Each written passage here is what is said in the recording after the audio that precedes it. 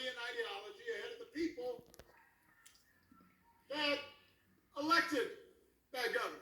You deserve a governor who's going to think for herself and work for you. A governor who will create jobs and not cut them. A governor who will lower costs and not raise them. A governor who will bring people together and not divide them. A governor who will do right for the people of New Jersey, no matter what anybody in Washington thinks. You deserve a governor like Mikie Sherrill.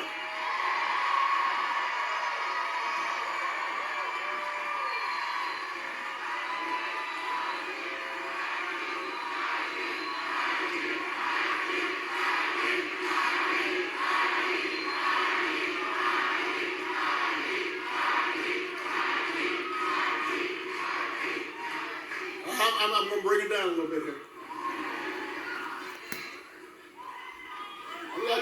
Just for a second.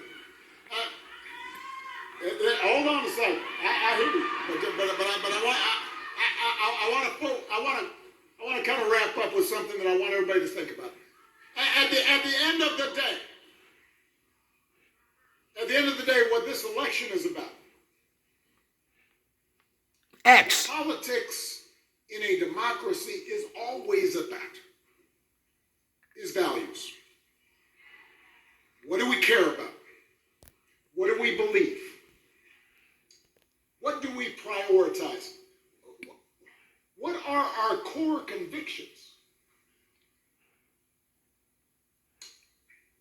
You know, a lot of people have asked me lately whether I am surprised at the direction the country is taking. And even though I'm the hope and change guy, I want to be honest with them.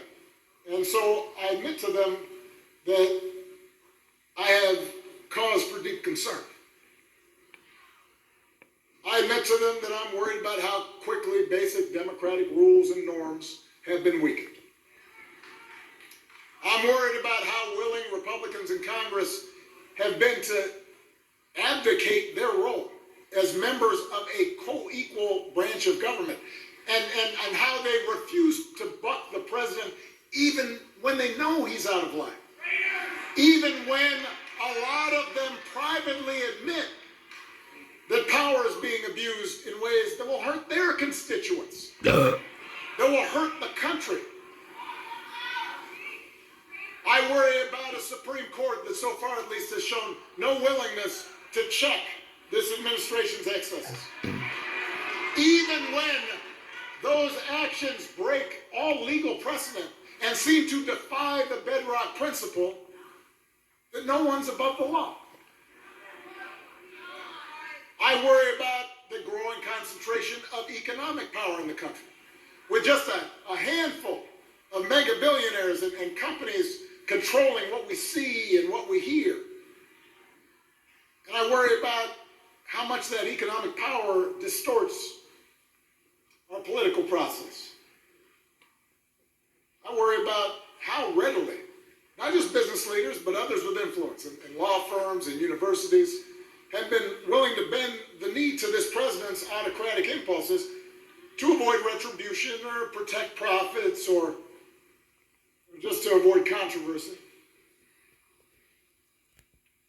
But